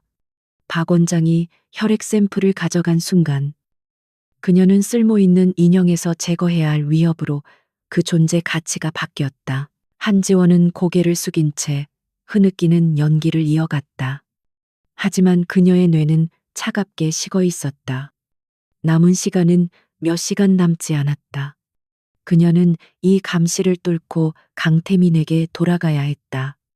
하지만 어떻게 이 두 명의 숙련된 보안 요원을 맨손으로 제압하는 것은 불가능했다. 설사 제압한다 해도 병동 전체가 즉시 봉쇄될 터였다. 그때 병실 문이 다시 열리고 박 원장이 나왔다. 그의 얼굴은 차갑게 굳어 있었지만 아까의 격분은 사라지고 냉혹한 집행자의 모습만이 남아 있었다. 그는 강태민의 이송을 준비하기 위해 필요한 약물과 장비를 챙기러 온 것이었다. 그가 병실 안으로 들어가자 문이 완전히 닫히기 직전 한지원은 병실 안의 광경을 얼핏 보았다. 오 간호사가 강태민의 침대 옆에서 차트를 정리하는 척하며 박 원장에게 무언가를 묻고 있었다. 그녀의 목소리는 불안에 떨렸고 얼굴은 창백했다. 원장님, 정말 제2별관으로 옮기시는 게 최선일까요? 환자 상태가 아직... 그녀는 한지원이 찔러준 만년필 녹음기를 가슴 주머니에 꽂은 채 박 원장의 답변을 유도하고 있었다. 쓸데없는 소리마. 오, 간호사. 박 원장의 목소리가 낮게 울렸다. 이건 치료가 아니라 정리야. 최 회장님의 명령이다. 넌 그냥 내가 시키는 대로 환자에게 안정제나 투여해. 이송 중에 발작이라도 일으키면 곤란하니까. 그는 자신의 말이 녹음되고 있다는 사실을 꿈에도 모른 채 스스로 유죄를 인정하는 발언을 내뱉었다. 침대에 누워있던 강태민은 그들의 대화를 모두 듣고 있었다. 정리, 안정제. 그는 한지원이 투여한 해독제 덕분에 희미하게 돌아왔던 손끝의 감각이 박 원장이 새로 주입한 강력한 신경 안정제 때문에 다시금 마비되는 것을 느꼈다. 공포가 그의 전신을 얼어붙게 만들었다. 그는 이대로 끌려가 죽는 것인가? 한지원은 어디에 있는가? 복도에서 한지원은 결단을 내렸다. 정면 돌파는 불가능했다. 그렇다면 혼란을 만들어야 했다. 그녀는 갑자기 숨을 몰아쉬기 시작했다. 숨이. 그녀는 의자에서 바닥으로 굴러떨어졌다. 살려주세요. 숨을 못 쉬겠어요? 과호흡증, 후군. 극도의 스트레스 상황에서 흔히 발생하는 발작이었다. 보안 요원들이 당황했다. 최서희 회장의 명령은 그녀를 감시하는 것이었지. 그녀가 눈앞에서 죽게 내버려 두라는 것은 아니었다. 이봐. 괜찮아. 정신 차려 한 요원이 그녀를 흔들었지만 한지원은 이미 산소가 부족한 사람처럼 몸을 비틀며 경련하기 시작했다. 의사를 불러. 한 요원이 다급하게 인터컴으로 의료진을 호출했다. 바로 그때였다. 한지원이 경련하는 척하며 요원의 발목을 강하게 낚아챘다. 요원이 균형을 잃고 넘어지려 하자 다른 요원이 그를 부축했다. 단 2초간의 혼란, 그 틈을 타 병실에서 막 나오려던 오 간호사가 의료 카트를 끌고 그들 옆을 스쳐 지나갔다. 무슨 일이세요? 그녀가 비명을 질렀다. 그녀의 카트가 넘어진 요원과 부딪히며 멸균 트레이와 주사기들이 바닥에 요란하게 쏟아졌다. 모든 시선이 그쪽으로 쏠렸다. 오 간호사가 한지원에게 달려가 그녀의 상태를 살피는 척하며 그녀의 손에 무언가를 쥐어주었다. 차가운 금속성의 카드키. 그리고 아주 작은 앰플 하나. 진정하세요. 사모님 숨을 천천히. 오 간호사가 한지원의 손을 꽉 쥐었다. 그 안에는 제2별관 보안 구역 마스터 키와 에피네프린 아드레날린 앰플이 들어있었다. 모두 비켜 박 원장이 병실에서 뛰쳐나왔다. 그는 바닥에서 발작을 일으키는 한지원과 엉망이 된 복도를 보고 분노로 얼굴을 굳혔다. 이 여자 하나 제대로 처리 못하나 당장 응급실로 끌고 가. 안 돼요. 태민 씨 곁에. 흑. 한지원은 마지막까지 연기를 펼치며 보안 요원들에게 질질 끌려갔다. 엘리베이터 문이 닫히기 직 그녀의 시선이 박 원장과 마주쳤다. 박 원장은 경멸과 승리감에 찬 미소를 지었다. 그는 드디어 귀찮은 방해꾼을 치워버렸다고 생각했다. 엘리베이터 문이 닫히고 한지원은 응급실이 아닌 지하의 빈 병실로 옮겨졌다. 문이 밖에서 잠겼다. 그녀는 버려졌다.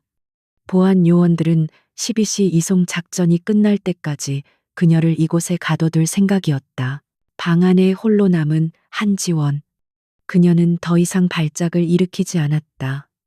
그녀는 천천히 일어섰다. 그녀의 눈은 눈물기 하나 없이 차갑게 빛나고 있었다. 그녀는 손에 쥔 마스터키와 에피네프린 앰플을 내려다보았다. 최서인은 그녀를 무대에서 끌어내렸다고 생각했지만 사실은 그녀에게 무대 뒤편으로 통하는 열쇠를 쥐어준 셈이었다. 시계가 밤 11시를 가리키고 있었다. 폭풍의 눈이 그녀가 갇힌 이 작은 방을 지나가고 있었다. 이제 1시간 후 그녀는 이 문을 열고 지옥의 심장부인 제2별관으로 향해야 했다. 지하의 낡은 병실. 문은 밖에서 단단히 잠겨 있었다. 한지원은 손에 쥔 마스터 키를 내려다보았다. 이것은 제2별관의 문을 열 수 있었지만 지금 그녀가 갇힌 이 감옥의 문을 열 수는 없었다. 시계는 11시 5분을 가리키고 있었다. 강태민에게 남은 시간은 55분. 그녀는 차가운 바닥을 도며 탈출로를 찾았다. 창문은 쇠창살로 막혀 있었고 문은 강철로 되어 있었다. 그녀의 시선이 천장의 낡은 환풍구 덮개에 멈췄다. 그녀가 강태민의 병실에서 암살자의 시체를 처리했던 바로 그 통로였다. 병원의 환기 시스템은 거미줄처럼 연결되어 있었다. 문제는 저 덮개를 어떻게 열고 어떻게 저 높은 곳까지 올라가느냐였다. 그녀는 침대 시트를 찢어 길게 연결하기 시작했다. 그리고 침대의 강철 프레임 한 조각을 힘으로 부러뜨렸다. 날카로운 쇠붙이가 지렛대 역할을 할 것이었다. 그녀는 쇠붙이를 환풍구 덮개 틈에 쑤셔넣고 온 체중을 실어 비틀었다. 끼기기. 녹슨 나사가 비명을 질렀지만 덮개는 꿈쩍도 하지 않았다. 시간이 흘러갔다. 11시 15분. 그녀의 이마에 땀이 맺혔다. 그녀는 포기하지 않고 쇠붙이를 다른 각도로 찔러 넣었다. 바로 그때 복도에서 희미한 발소리가 들렸다. 그녀는 즉시 쇠붙이를 숨기고 침대에 쓰러진 척했다. 문에 달린 작은 배식구가 열리고 종이컵 하나가 안으로 밀어 넣어졌다. 그리고 발소리는 멀어졌다. 종이컵 안에는 물이 아니었다. 열쇠 하나와 작은 쪽지가 들어있었다. 오 간호사였다. 그녀는 한지원이 응급실로 끌려가지 않고 지하 병실에 감금될 것을 예상하고 이 병실의 예비 열쇠를 몰래 빼돌린 것이었다. 쪽지에는 단 한 문장이 적혀 있었다. 강민혁 이사. 10분 후 서관 로비.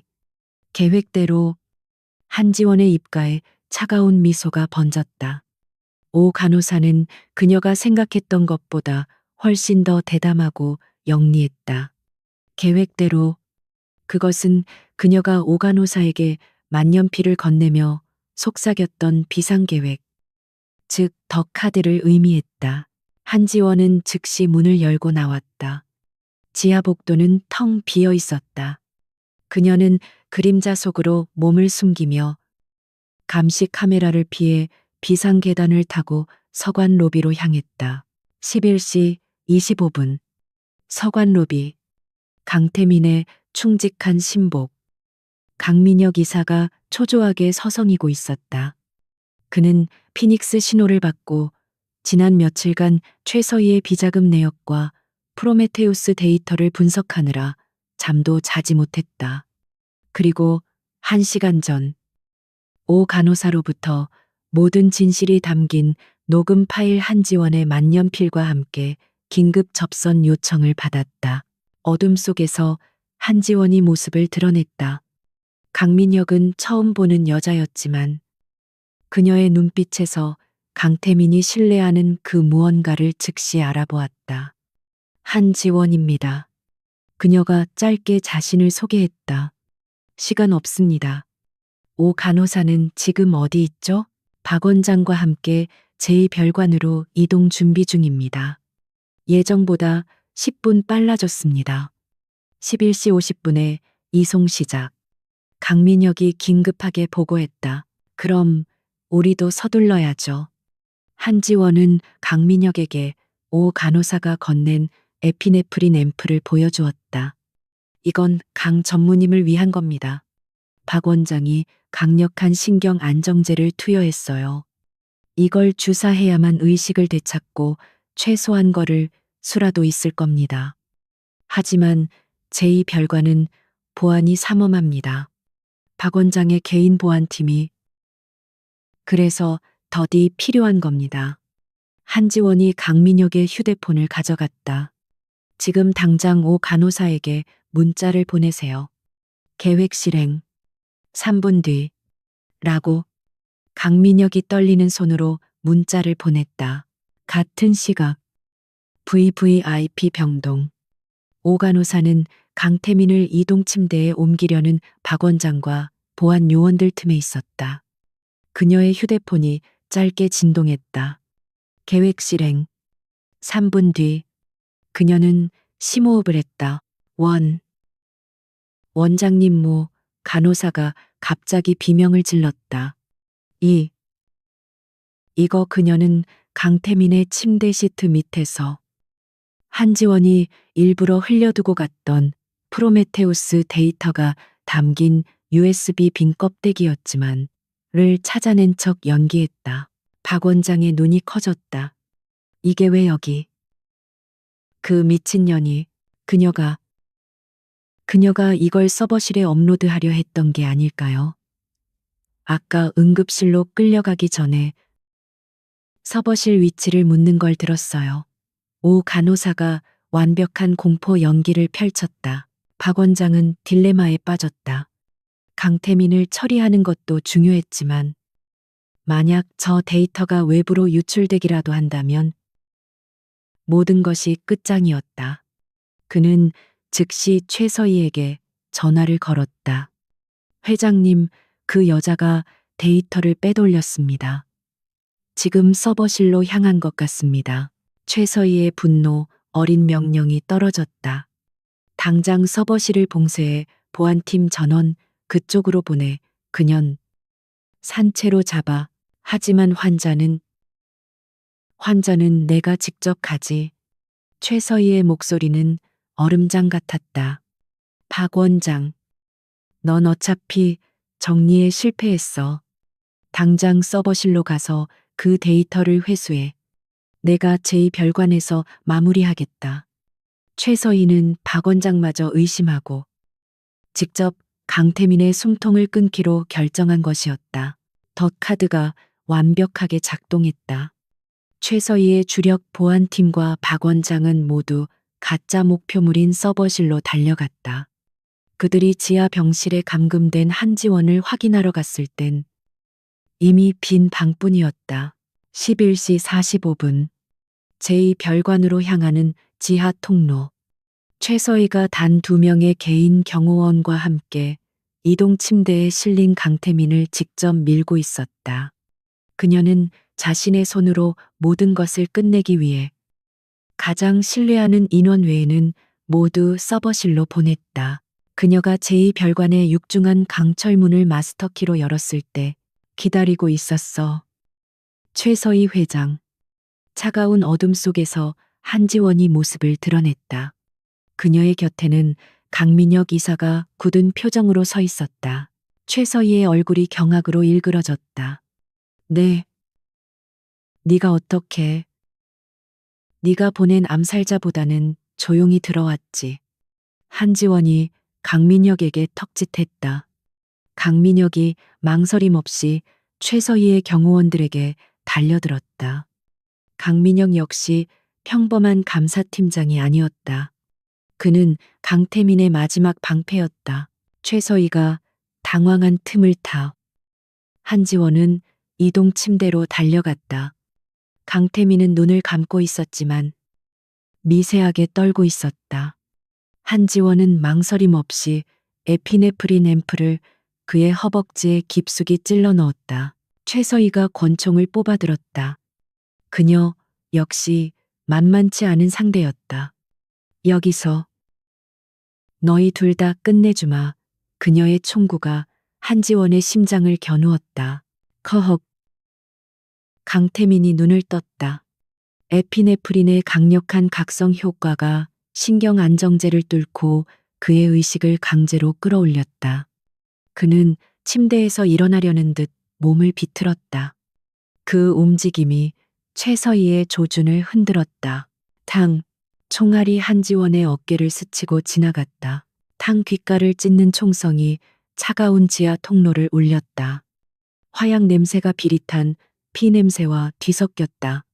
한지원의 왼쪽 어깨에 불타는 듯한 자결감이 밀려왔다.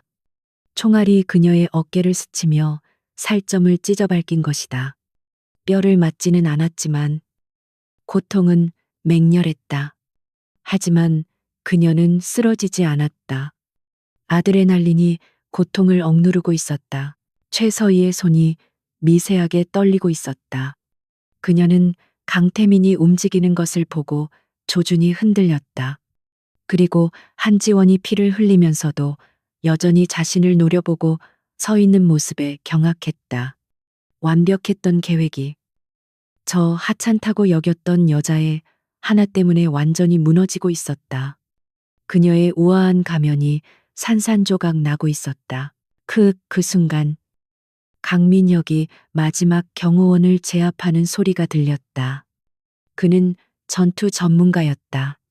2명의 경호원은 총을 뽑을 틈도 없이 관절이 꺾이고 급소를 가격당해 복도 바닥에 쓰러졌다. 강민혁은 즉시 한지원을 엄호하는 자세를 취하며 최서희를 향해 낮게 으르렁거렸다. 권총 버리시죠. 최 회장님. 하. 하. 하. 이동 침대에서 거친 숨소리가 터져나왔다. 강태민이었다. 한지원이 주사한 에피네프린이 그의 혈관을 타고 돌며 박 원장이 투여한 강력한 신경 안정제와 정면으로 충돌하고 있었다.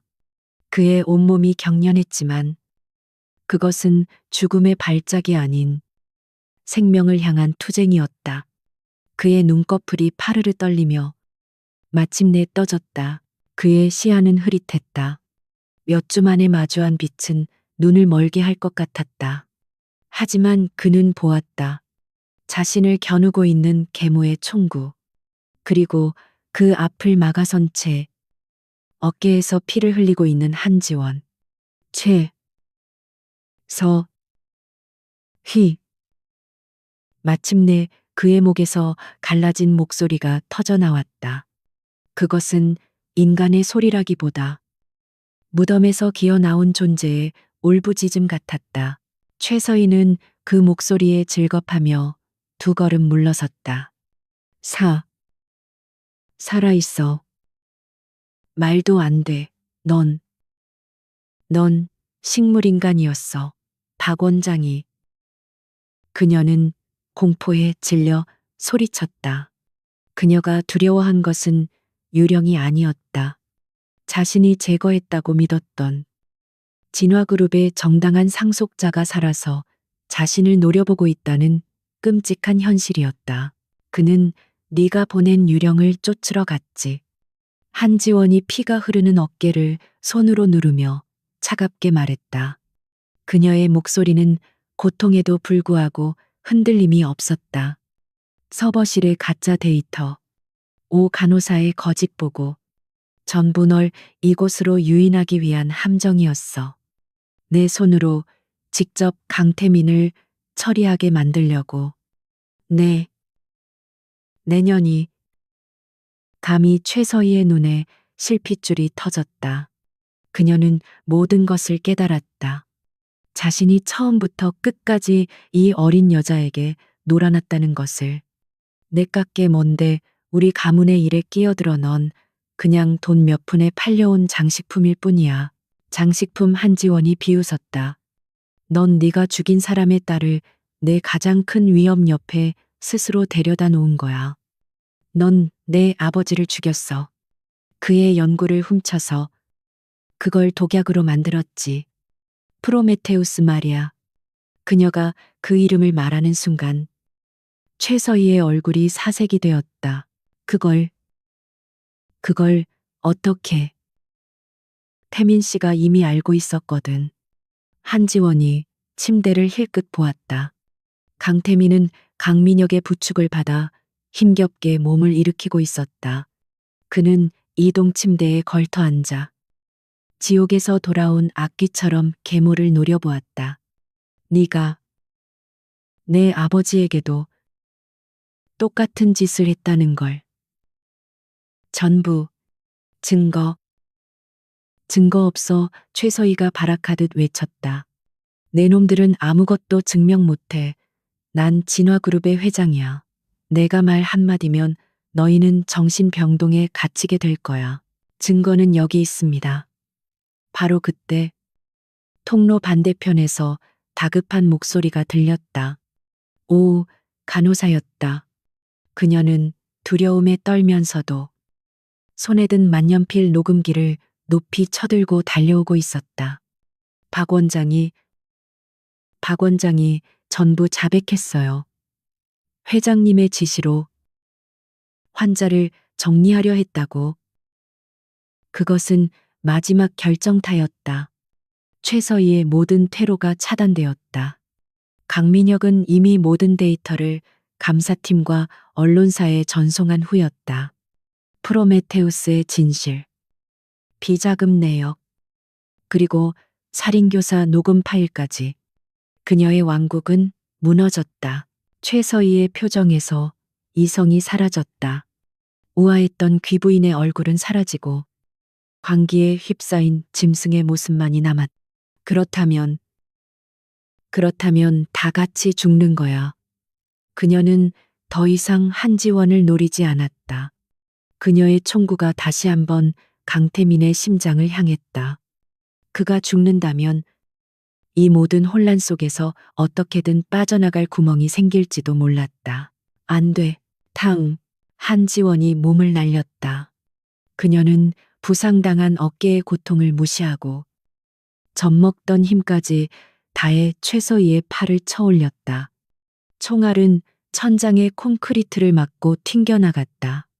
두 여자가 엉겨붙어 바닥을 굴렀다. 최서희는 미친 사람처럼 한지원의 머리채를 잡고 총을 되찾으려 발버둥 쳤다. 2년 최서희가 한지원의 상처 입은 어깨를 손톱으로 후벼 팠다. 한지원이 고통으로 비명을 질렀지만 손을 놓지 않았다. 그녀는 오히려 최서희의 팔을 붙잡고 자신의 모든 체중을 실어 그녀의 팔꿈치 관절을 역방향으로 꺾어버렸다. 최서희의 끔찍한 비명과 함께 뼈가 부러지는 둔탁한 소리가 울려 퍼졌다. 권총이 그녀의 소나기에서 힘없이 떨어져 바닥을 굴렀다. 강민혁이 즉시 달려들어 총을 걷어차고 고통으로 몸부림치는 최서희를 제압했다. 모든 것이 끝났다. 지하 통로에는 최서희의 고통스러운 신음과 강태민의 거친 숨소리만이 울려 퍼졌다. 강민혁이 호출한 병원 보안팀과 경찰들이 사이렌 소리와 함께 통로 저편에서 몰려오고 있었다. 강태민은 침대에서 내려와 비틀거리며 한지원에게 다가갔다. 그는 아직 자신의 다리로 서는 것조차 버거웠다. 그는 피투성이가 된 채 바닥에 주저앉아 숨을 고르고 있는 한지원 앞에 멈춰섰다. 당신, 그의 목소리가 작게 떨렸다. 한지원이 고개를 들었다. 그녀의 얼굴은 땀과 피로 범벅이 되어 있었지만 그녀의 눈은 그 어느 때보다도 강렬하게 빛나고 있었다. 말했잖아. 그녀가 희미하게 웃었다. 난 내 복수를 하러 왔다고. 그리고 넌 내 증인이 되어야 하니까 살려둬야지. 말을 마친 순간 그녀의 몸에서 모든 기력이 빠져나갔다. 긴장이 풀리자 어깨의 고통이 파도처럼 밀려왔다. 그녀의 눈앞이 흐려지며 그대로 뒤로 쓰러졌다. 강태민은 자신에게 남은 마지막 힘을 쥐었자 그녀가 바닥에 부딪히기 직전에 그녀를 받아 안았다. 그는 자신의 목숨을 구한 이 무서웠지만 강인한 아내를 부축하며 밀려드는 경찰들의 불빛을 마주했다. 심판의 날이 끝났다. 경찰들의 군화 소리와 무전기 소리가 제2별관의 차가운 지하 통로를 가득 메웠다. 모든 것이 혼돈 그 자체였다. 팔이 부러진 채 광기 어린 저주를 퍼붓던 최서희는 결국 수갑이 채워진 채 끌려나갔다. 서버실에서 가짜 데이터를 붙잡고 절망하던 박 원장 역시 강민혁이 보낸 보안팀에게 체포되어 뒤따라 연행되었다. 오 간호사는 떨리는 손으로 만년필 녹음기를 경찰에게 증거물로 제출했고 강민혁은 침착하게 상황을 설명하며 모든 증거 자료를 넘겼다. 그 아수라장 속에서 강태민은 자신을 구해준 여자를, 법적인 아내를 필사적으로 붙들고 있었다. 한지원은 그의 품에서 의식을 잃었고 어깨에서 흘러나온 피가 두 사람의 옷을 흠뻑 적셨다. 의사 불러. 당장. 강태민은 목이 터져라 외쳤다. 몇 주 만에 처음으로 내지른 그의 목소리는 낯설었지만 그 안에는 재계 총수의 단호한 명령조가 되살아나 있었다. 일주일 후 강태민이 처음 갇혀있던 그 VVIP 병동의 펜트하우스 스위트룸. 하지만 방의 주인은 바뀌어 있었다. 한지원이 침대에 누워 잠들어 있었고 어깨에는 깨끗한 붕대가 감겨 있었다. 그녀의 창백했던 얼굴에 비로소 옅은 혈색이 돌았다. 그녀의 곁에는 더 이상 생명 유지 장치가 아니라 신선한 꽃바구니가 놓여 있었다. 덜컹 문이 열리고 휠체어를 탄 강태민이 직접 휠을 굴리며 들어왔다. 그의 다리 근육은 오랜 마비 상태로 인해 심각하게 약화되어 있었지만 그는 지옥 같은 재활 훈련을 견디며 빠르게 회복 중이었다. 그는 간호사의 도움도 마다하고 직접 그녀의 곁으로 다가왔다. 그는 한참 동안 잠든 한지원의 얼굴을 말없이 내려다보았다. 처음 이 방에서 만났을 때 공포에 질려 서명을 하던 그 연약한 모습, 그리고 암살자를 제압하던 무서운 괴물의 모습, 마지막으로 자신을 구하기 위해 총구 앞으로 몸을 날리던 전사의 모습, 그 모든 것이 한지원이라는 한 사람 안에 존재했다. 일어났군. 한지원이 조용히 눈을 떴다. 그녀는 휠체어에 앉은 강태민을 보고도 놀라지 않았다. 그녀는 천천히 상체를 일으켰다. 어깨에 상처가 욱신거렸지만 참을 만했다. 당신도 괜찮아 보여. 그녀의 목소리는 평온했다. 방 안에는 어색한 침묵이 흘렀다. 두 사람은 지난 몇 주간 생사를 넘나드는 동맹이었지만 이렇게 평범한 상황에서 마주한 것은 처음이었다. 그들은 법적으로 부부였지만 서로에 대해 아는 것이 거의 없었다. 최서희는 한지원이 먼저 침묵을 깼다. 살인교사, 횡령, 불법 약물 제조 및 투약, 납치 감금, 그리고 10년 전 한 박사님 한지원의 아버지 사건 재조사까지. 그녀가 다시는 빛을 볼 일은 없을 거야. 강태민이 건조하게 대답했다. 박 원장도 마찬가지고. 오, 간호사는 당신이 탄원서를 써준 덕분에 모든 범행을 자백하고 증인으로 협조한 대가로 집행유예를 받을 것 같아. 그녀도 피해자였으니까. 한지원이 짧게 대답했다. 강태민은 휠체어를 조금 더 가까이 움직였다. 그는 한지원의 손을 내려다보았다. 가늘지만 암살자의 뼈를 부러뜨리고 자신의 생명을 구했던 그 손이었다. 고맙다는 말로는 부족하겠지. 난 내 복수를 한 거야. 당신은 내 복수를 위한 가장 중요한 증인이었고, 우린 거래를 한 거지. 한지원이 시선을 피하며 말했다. 복수가 끝난 지금 그녀의 목적은 사라졌다. 거래 강태민이 쓴웃음을 지었다. 자신의 목숨을 던져서 거래 상대를 구하는 사람도 있나. 그는 서류 봉투 하나를 꺼내 그녀의 침대 위로 내밀었다. 이건 이혼 합의서야. 한지원의 눈이 커졌다. 당신은 자유야. 한지원 씨. 강태민이 말을 이었다. 이 결혼은 처음부터 최서희의 계략이었어. 당신을 올가맬 생각은 없어. 위자료는 당신이 원하는 만큼. 아니, 진화그룹이 당신에게 진 빚을 생각하면 회사의 절반이라도 필요 없어. 한지원이 그의 말을 잘랐다. 그녀는 서류 봉투를 열어보지도 않고 옆으로 밀어냈다. 돈 때문에 시작한 일 아니야. 내 아버지의 명예는 그걸로 충분해. 그녀는 침대에서 내려오려 했다. 상처가 다시 아파왔지만 그녀는 내색하지 않았다. 난 이제 가봐야겠어. 어디로? 강태민이 다급하게 물었다. 모르겠어. 의사 면허도 없고 갈 곳도 딱히 없네. 한지원이 자조적으로 웃었다. 하지만 그녀의 눈은 공허하지 않았다. 그녀는 마침내 아버지의 멍에에서 벗어났다. 강태민은 그녀의 앞을 휠체어로 막아섰다. 그는 고개를 들어 그녀를 정면으로 바라보았다. 그의 눈에는 더 이상 공포나 경외심이 아니었다. 그것은 존중이자 간절함이었다. 가지 마. 뭐라고? 가지 말라고 했어. 강태민은 휠체어 팔걸이를 꽉 쥐었다. 당신이 갈 곳이 왜 없어? 당신은 내 아내야. 그건 변하지 않는 사실이야. 적어도 당신이 원하지 않는다면. 무슨 뜻이지? 이건 강제 결혼이었어. 당신도 알잖아.